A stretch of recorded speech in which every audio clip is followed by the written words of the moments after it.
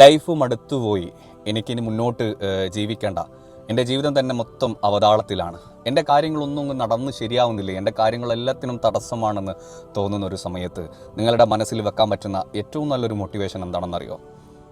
നിങ്ങളിലും താഴെയുള്ളവനിലേക്ക്, നിങ്ങളിലും കുറഞ്ഞവനിലേക്ക് ഒന്ന് കണ്ണോടിച്ച് നോക്കുക.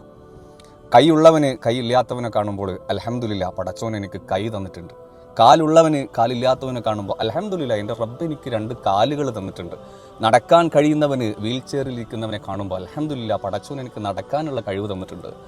നിങ്ങളിലും ഏറ്റവും മോശമായിട്ടുള്ള അവസ്ഥയിൽ ജീവിക്കുന്ന ഒരു മനുഷ്യനെ കാണുമ്പോൾ അൽഹംദുലില്ലാ, പടച്ചോൻ എനിക്ക് 4 നേരം ഭക്ഷണം വയറ് നിറച്ച് തന്നിട്ടുണ്ട്.